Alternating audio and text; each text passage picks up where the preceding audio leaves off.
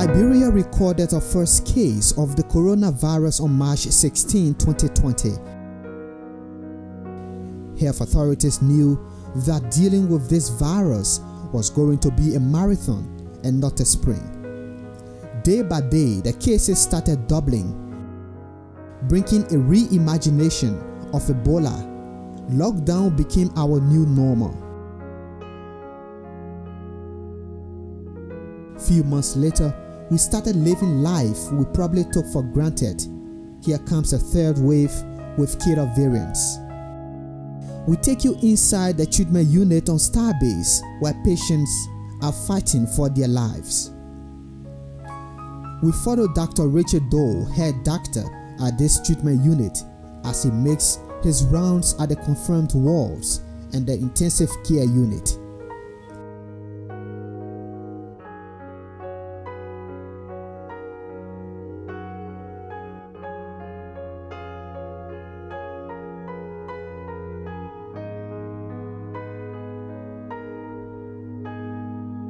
So I was taking his oxygen saturation to know the level of oxygen that he has with running through his system. And he came in quite a bad condition. So usually the saturation should be, of a normal person, should be 97, 98, 99. But his saturation was sitting at 71%. So we're based on oxygen, but we have different devices for different amount of oxygen that we want to do. He's currently doing quite well on 10 liters, so we have to change from the non-rebreather mask, which is the highest level that goes between 11 to 15, to change him to a simple face mask where he can get between 5 to 10 liters per minute. Which category? Pardon? Which category? Is he in the red zone? This is all red zone. Okay. And he's currently having severe disease because the cutoff for severe disease are those who require oxygen. In this strange war against an invisible enemy, patients on and off oxygen are battling against breathing attack. Here is a patient whose situation is not as severe as those on oxygen. I didn't know that I had contracted COVID. I didn't know. It just started off with coughing and sneezing, and then chills and fever and malaria.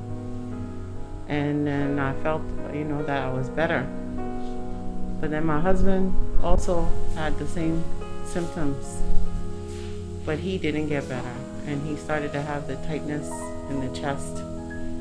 And I took him to JFK on June 12th. Well, before I took him to JFK, I took him to Fidelity. And then Fidelity let me know that he needed oxygen and that he had pneumonia. And but they said they didn't have any beds.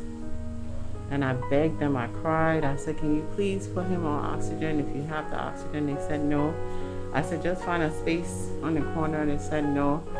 So we went over to JFK and got him on oxygen, but there was no space. So he stayed in the ER for 3 days until the 15th. And Dr. Brown made a call, and based on my husband's condition, it was not good. And we came here to Starbase. Oh my God. Especially when I was at JFK, I cried for so many people. Seeing people lose their lives because they came and there was no space or there was no oxygen. It was heartbreaking. And coming here, I haven't seen it, but you don't have to see to know that people need. It is very emotional. It's very taxing. It's been very taxing. This is very real. This is real, very real. I don't think any of these people that are in these rooms and people that are on oxygen, I don't think any of them feel like it's unreal. Only somebody who's not experiencing this, or someone who doesn't have a family member or a friend that's in here that's experienced, they're the only ones who's going to believe that it's not there. Nurses and doctors in the treatment unit are adding humanity to service, making choices they cannot avoid just to save lives. I feel so comfortable to help them because they are my Liberian brothers and sisters, fathers. Because if I don't help them, who is going to help them? Yes, I'm a mother, I have family who have to take the risks to save other lives. Like, you see, sometimes people can have to help to change the pamper, help them to even sponge bath them. I cried 2 days ago where I lost 2 patients that we catered to over 3 weeks, and they were responding later on, their condition changed. So even that very day I got sick. To even come in, it was very hard for me because I feel the pain they went through, and even my own effort, I look at effort. It is God will, nothing you can do about it. We don't just serve medicine, you know. I'm a staunch Christian, so most of the time, despite just giving medications, you see me praying for the patient, because when a patient dies, it actually breaks my heart, because most of the patients, they have their families at home. Some, they have more than household to feed. So when that person dies, it breaks my heart a lot. So usually we go beyond our bound just by giving medication. We also give extra care, counsel. We serve as counselors, we serve as doctors, and we also serve as pastors because we have to pray as well for our patients. So usually those decisions, sometimes you know the signs, but you just got to go the extra mile. You defy the signs, sometimes most of the patients will survive. So we make a lot of decisions sometimes beyond. Sometimes you see the patient, you know the patient is going to die, but you have to go the extra mile, go beyond the signs. And sometimes your faith, you just hold on to your faith, you say, maybe if I try, and then the patient can survive. So.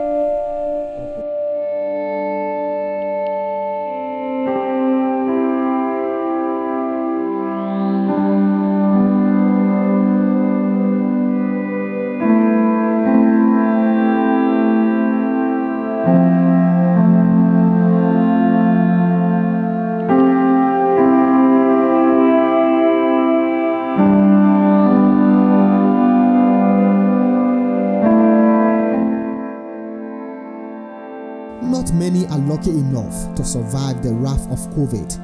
The Chief Medical Officer, Dr. Francis Kete, explains the process of disinfecting the dead and health workers disposing the body.